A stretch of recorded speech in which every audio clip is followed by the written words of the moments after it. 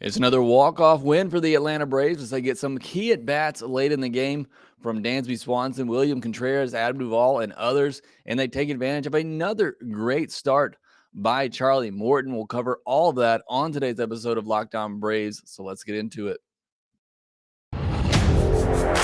You are Locked On Braves, your daily Atlanta Braves podcast. Part of the Locked On Podcast Network, your team every day.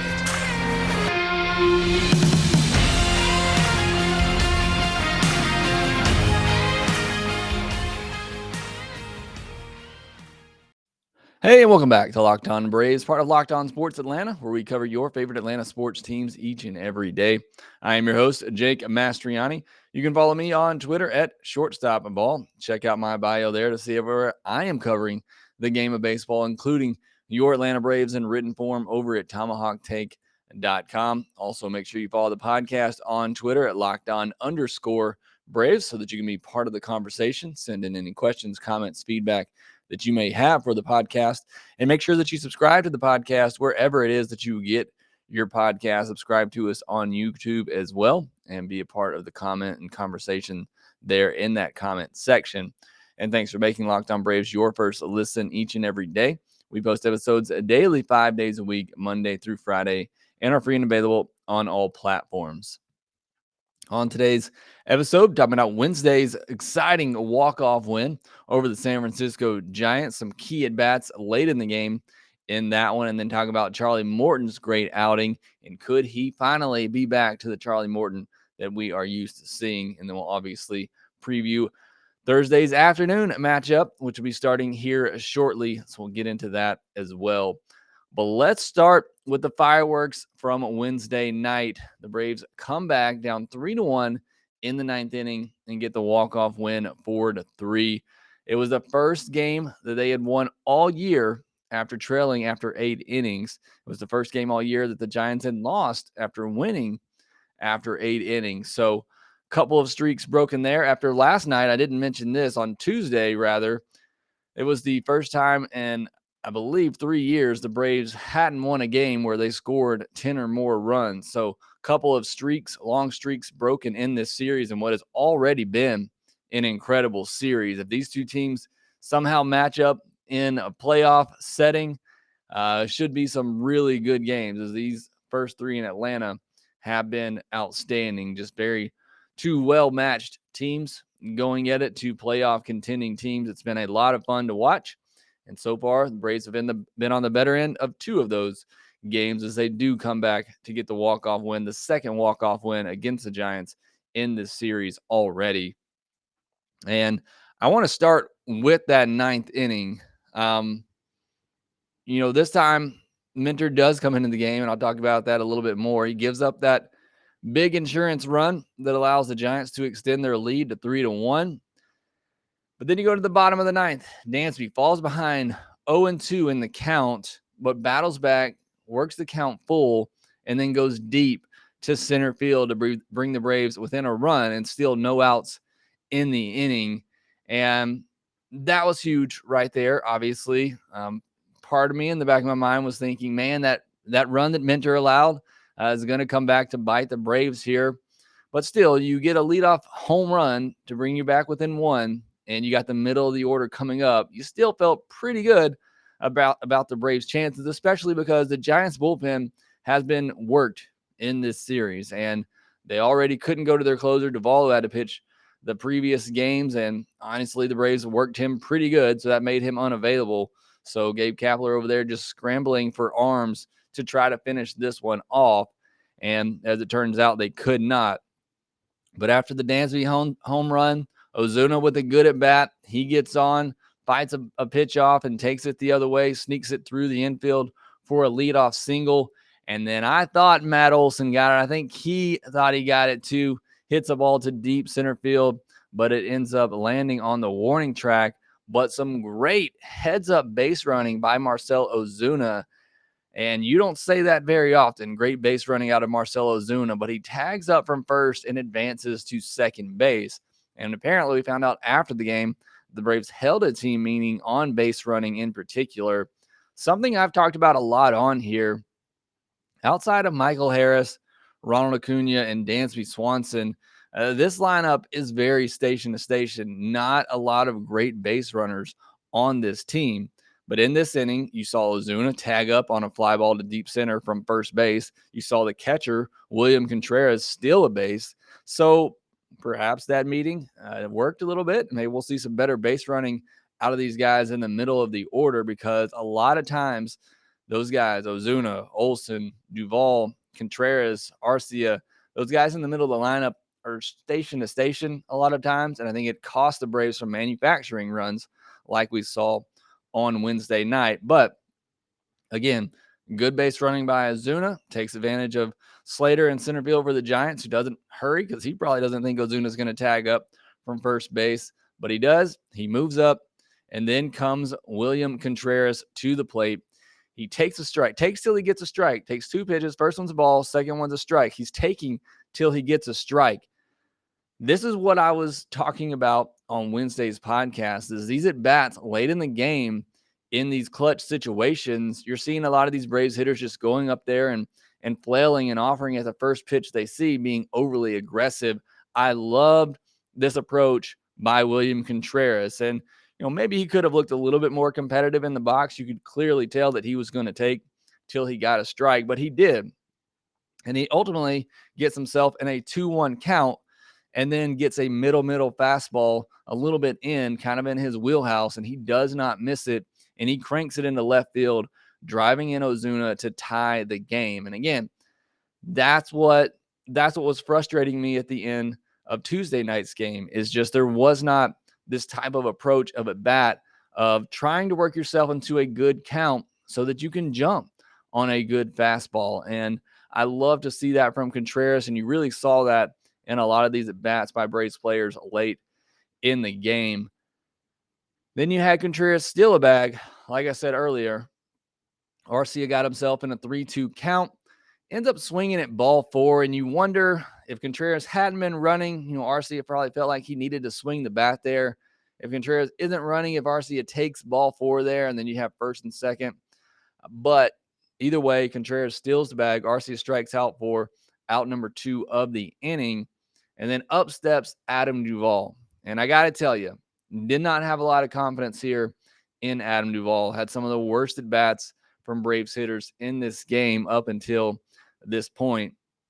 But got ahead in the count 2-0, took a close strike, then got a low fastball down the middle for a walk-off hit, a base hit up the middle that scores Contreras from second base, and the Braves get the walk-off win. But my big thing here late in this game were just much better at bats. Again, that was my biggest criticism of the offense from Tuesday, is late in the game and these clutch situations, just not great at bats, not great approaches at the plate. And you saw a drastic change in that on Wednesday, and it results in a win. And I want to take a step back further than that. Earlier in the game, you look at the 7th inning, Braves offense did nothing for the first 6 innings of this game. Carlos Rodon was certainly on it, and he's a very good pitcher for a good reason. But the 7th inning, again, Ozuna, leadoff single in the inning. Matt Olson, who seems to be heating up and jumping on balls and hitting them hard, he got a first pitch fastball, hit it for a double, scored Ozuna. And then you had William Contreras, who took a ball the other way. You could see the approach, moved Matt Olson to third with 1 out.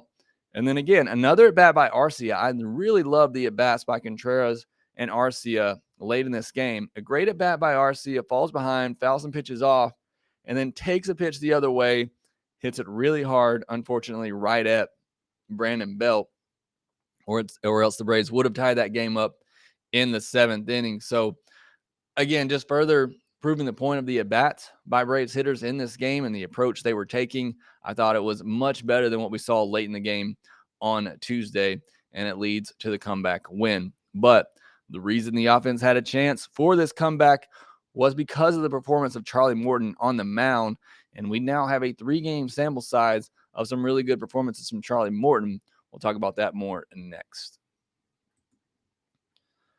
Whether you're ready to pop the question or you're celebrating a milestone moment, find jewelry as unique as her with modern convenience of online shopping at BlueNile.com. BlueNile.com is the original online jeweler. Since 1999, they've helped millions of couples create their perfect engagement ring. Blue Nile is committed to ensuring that the highest ethical standards are observed when sourcing diamonds and jewelry. Blue Nile has simple online tools that let you choose the diamond shape, size, and clarity, as well as setting style.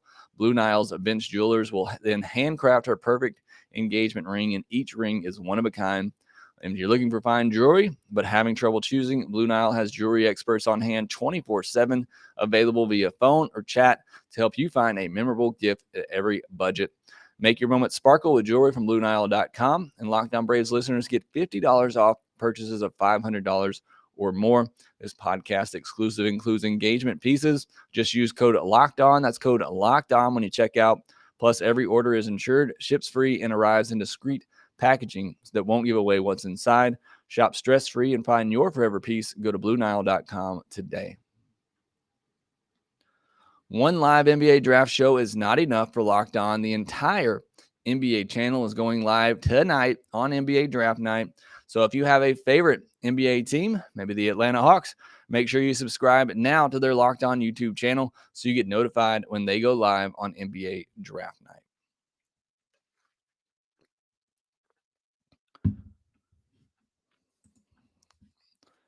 Charlie Morton had another encouraging start. And now you look back at his last 3 games for the Atlanta Braves, and I think we're starting to see signs of the old Charlie Morton that we're used to seeing.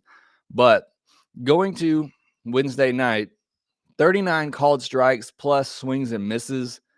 Anything around 30 is great. He had 39 of those, and most of them were called strikes on Wednesday. A great performance, 7 innings, 3 hits, no walks, 2 earned runs, both of them solo home runs, which is kind of crazy. He's already allowed 11 home runs this year. He allowed 16 all of last year. Not really sure the reasoning for that, other than perhaps, just a command issues, which I think is what's been plaguing him most of this year. And I think maybe you can blame some of that on coming back from a very serious injury. But again, two earned runs, both of them off solo home runs, and 11 strikeouts. And again, you look at the last 3 games for Charlie Morton now. His last 3 starts, he's pitched 20 innings, allowed just 11 hits and 1 walk. That is a huge key for me. You listen to the podcast, I'm very tuned in to the walks, the walks that the pitchers are allowing, the walks that the Braves are taking. And you have the last 3 starts for Morton, he's allowed just 1 walk. And talked about this on the postcast with Grant McCauley. Yeah, he's given up some home runs. A lot of them are solo shots. And as long as you're not walking batters and then giving up those home runs and giving up 2-3 run homers, you can live with those solo home runs. And he's walked just 1 batter in his last 3 starts. He's given up 4 solo home runs, 6 earned runs in total over those last 3 starts, with 32 strikeouts in those 20 innings. That's a 2.70 ERA and a 0.60 whip. So again, you weren't sure in that Pirates start. He went 6 innings, gave up 4 earned, gave up the 2 solo homers in the first inning, then gave up a couple more in the 6th. But he had all those strikeouts, had 12 strikeouts in that game. And so you thought, okay, maybe this is Charlie Morton turning a corner. In his last outing, you thought, okay, maybe this really is Charlie Morton turning a corner as he had his best outing of the year. I think you can say now, after this start on Wednesday, that Charlie Morton has officially come back to the Charlie Morton that we are used to seeing. And that is certainly great for this Atlanta Braves rotation. He's answered a lot of the questions that we had. Now, he did still give up a first inning homer, and the first inning seemed to be plaguing him this year. But overall, I just thought it was another tremendous outing for him. And he's starting to become that top of the rotation guy that we are used to seeing and have come accustomed to seeing at the top of the rotation for the Atlanta Braves these past couple of seasons. As far as the rest of the game, I mean, Morton covered 7 of those innings, and then you had Will Smith come in for an inning, and then with a 1-run deficit, this time Snitker goes to AJ Minter in the top of the 9th. And look, I get the frustrations. This is who everybody wanted Snitker to go to on Tuesday, and wouldn't you know it, Minter allows a run in this game. But it's not like it was a terrible outing for Minter. He throws a pitch. It grazes the elbow pad of rough. He gives up a pretty hard hit single to Longoria, puts runners on first and third with one out. And then he leaves the ball middle to La Stella, who hits it pretty hard, but it was a ground ball right to the shortstop position. However, nobody was there. You had three infielders on the right side of second base and nobody over there at the shortstop position. When the ball was hit, I thought it was going to be an easy double play, get you out of the inning, but the shift gives and the shift takes. And in this situation, it hurt the Braves, and that allowed a big insurance run to score for the Giants. So, Snicker can't do anything right here with the bullpen in this series, but it doesn't matter as the Braves come back and get the win. But you did think at the time that insurance run allowed by Minter was eventually going to doom the Braves, but it did not, as the offense was able to come back. And that is the key for me right now with this Braves team, is that there is no quit. And it's starting to have that feeling again. And that feeling we've had the past 3 or 4 years with this team is that they are never out of a game. Even on Tuesday, fell behind 4-0, quickly erased that deficit, erased a couple of deficits in that game and kept coming back. And, even in this one with Rodon, dominating for 6 innings, Morton pitched good enough, kept the Braves offense in it. You just felt like, they got a rally going. They could come back in this game, and that's exactly what they did. And it's a great feeling to have as a fan, and I'm sure as a team, knowing you have the firepower up and down this lineup now that you can come back from any deficit. You're not out of any game, and that is just great to see for this team. And they obviously have the confidence now after the win streak that they just had. They know they can win these games. They know that they can come back, and we're starting to see that much more here as of late. And hopefully it's a trend that continues as they face some of these better teams where they're going to have to fight like this. They're going to have to come from behind and win some of these games. It's great to see them be able to do that and have the confidence to know that they can do that. And that's exactly what they got done on a Wednesday night. And now they go into Thursday afternoon's game with a chance to win this 4-game series, and we'll preview that next. Our next partner has a product I use literally every day. I started taking Athletic Greens because I wanted better gut health. As I get older, that's something I struggle with every day, and AG1 has worked wonders for me. With one delicious scoop of AG1, you're absorbing 75 high-quality vitamins, minerals, whole food source superfoods, probiotics, and adaptogens to help you start your day right.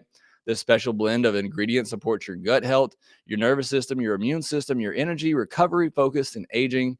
It's cheaper than getting all the different supplements yourself. You're investing in an all-in-one nutritional insurance. It's cheaper than getting all the different supplements yourself. Athletic Greens was created when the founder experienced a ton of gut health issues and ended up on a complicated supplement routine to recover. It cost him nearly $100 a day, so he created Athletic Greens after experiencing how difficult that was. Right now, it's time to reclaim your health and arm your immune system with convenient daily nutrition. It's just one scoop in a cup of water every day. That's it.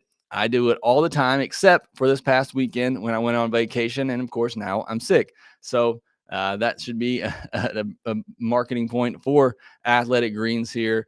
And to make it easy, they're going to give you a free 1-year supply of immune-supporting vitamin D and 5 free travel packs. I need more travel packs, apparently, with your first purchase. All you have to do is visit athleticgreens.com/MLB Network. Again, that is athleticgreens.com/MLB Network to take ownership over your health and pick up the ultimate daily nutritional insurance. On Thursday afternoon, not very long after I post this podcast, the Atlanta Braves and the San Francisco Giants will be wrapping up a 4-game series, an afternoon game. As I mentioned, Braves haven't been great in afternoon games, just 10-14 in day games this year. Only the Mariners have fewer wins in day games. Obviously, that's not even across the board with more teams playing day games than others. So we'll see if the Atlanta Braves can buck that trend on Thursday. It'll be Alex Wood versus Kyle Wright. Alex Wood's been pretty good in June, a 3.42 ERA, a 1.01 whip in 4 June starts. Last start was his worst of the month. He gave up 4 earned runs on 6 hits and 2 walks over 5 1/3 innings. He has a 290 average against versus right-handed hitters compared to just 183 versus lefties. As you know, the Braves have a ton of right-handed hitters in their lineup, so seems like it should be a good matchup. But Wood, with that funky delivery, can be hard to pick up sometimes. I'm sure doesn't make it much easier during day games. As for Kyle Wright, at 3.46 ERA in June and 1.23 WHIP, gave up a season-high 11 hits in his last start against the Cubs, along with a walk and 5 earned runs. 10 earned runs allowed in his last 3 starts, so he's looking to get back on the right track here. But he has gone at least 6 innings in his last 5 starts, so giving the Braves some good length every time he goes out there. But hopefully this time he not only gives them good length in the innings pitched, but also a good performance as well, and gives the Braves offense a chance to win this game and win this series. And how big would it be to win a 4-game series over a good team in the Giants, a team that you are battling in a wild card spot and wild card position? Obviously, we have higher hopes than that to get back in the division race, as the Braves are, as they picked up a game on Wednesday, but would be huge to win a 4-game series over a postseason contending team like the San Francisco Giants. And the Braves have set themselves up with a chance to do that on Thursday afternoon. That will do it for this episode of Lockedon Braves. Be sure to follow us on Twitter at @Lockedon_Braves. You can follow me at ShortstopBall. Also, make sure that you rate, review, and subscribe to the podcast wherever you get your podcast, and we will talk to you next time.